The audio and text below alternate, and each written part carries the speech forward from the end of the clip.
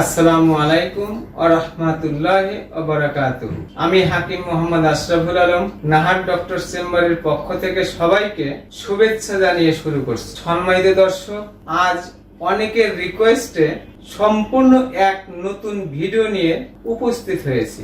আজকের আলোচনা সামান্য উত্তেজনা বা বিনা উত্তেজনায় পুরুষাঙ্গের মাথায় পানির মতো আঠালো পদার্থ বা বীর্য বের হওয়ার করণীয় বা সমাধানের বিষয় নিয়ে। সুতরাং যারা দিনের পর দিন, মাসের পর মাস, এমনকি বছরের পর বছর এই সমস্যা নিয়ে কষ্ট পাচ্ছেন না সঠিক সমাধান, আপনাদের স্থায়ী এবং সঠিক সমাধানের জন্য মনোযোগ সহকারে ভিডিওটি দেখার আমন্ত্রণ জানিয়ে শুরু করছি।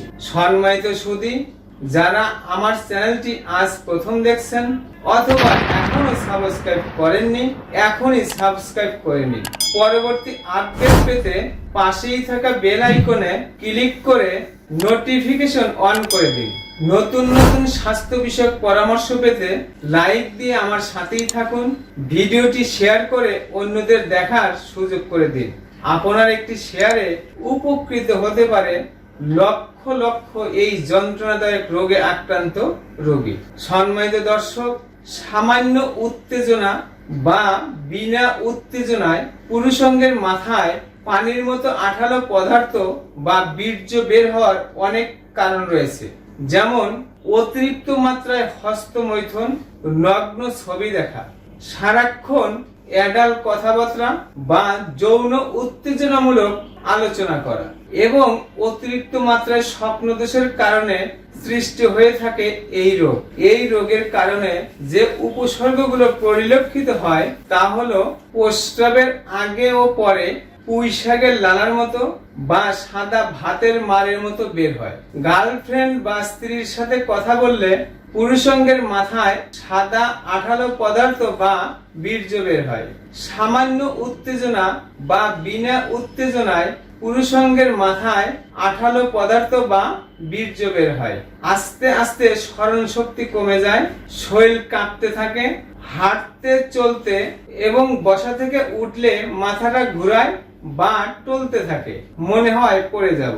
কোনো জিনিস শক্ত করে চেপে ধরলে হাত পা কাঁপতে থাকা সহ ইত্যাদি উপসর্গ প্রকাশ পায়। তো দর্শক, উপরোক্ত সমস্যা নিয়ে যারা দিনের পর দিন, মাসের পর মাস, এমনকি বছরের পর বছর বিভিন্ন জায়গায় চিকিৎসা করে সঠিক সমাধান না পেয়ে তুষের আগুনের মতো ধুকে ধুকে জ্বলছেন, আমার দীর্ঘদিনের চিকিৎসা পেশার বাস্তব অভিজ্ঞতা থেকে বলছি, আপনারা হতাশা না হয়ে 1 চা চামচ সফুক ট্রাইগুলাস এবং 1 চা চামচ সফুক রেসানুল সকালে ও রাত্রে সামান্য কিছুদিন সেবনে উপরোক্ত সমস্যা থেকে স্থায়ীভাবে নিরাময় হওয়া সম্ভব ইনশাআল্লাহ।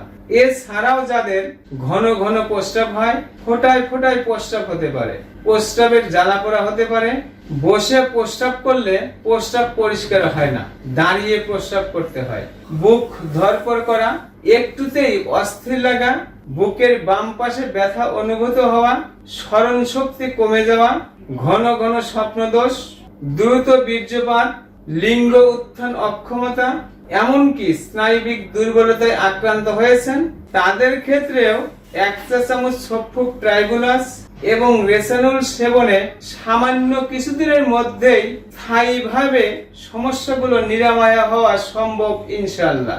জটিলতা: রোগের সঠিক সময়ে চিকিৎসা না হলে বা চিকিৎসায় ফলপ্রসূ না হলে আস্তে আস্তে মারাত্মক জটিলতা দেখা দিতে পারে।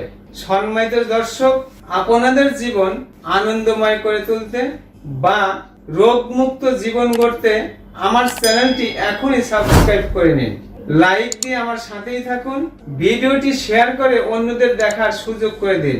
আমার কথাগুলো কোথাও বুঝতে অসুবিধা হলে বা বিস্তারিত জানতে কমেন্ট করুন। সম্মানিত সুধী, আপনাদের শরীরে কোনো প্রকার রোগের উপসর্গ প্রকাশ পেলে আন্দাজে ফার্মেসি থেকে ওষুধ কিনে না খেয়ে একজন অভিজ্ঞ চিকিৎসকের পরামর্শ নেওয়ার আহ্বান জানিয়ে বিদায় নিচ্ছি। আবারও দেখা হবে নতুন কোনো বিষয় নিয়ে। ততক্ষণ মহান আল্লাহ তাআলা আমাদের সবাইকে সুস্থ রাখুন, ভালো রাখুন। আসসালামু আলাইকুম ওয়া রাহমাতুল্লাহি ওয়া বারাকাতুহু।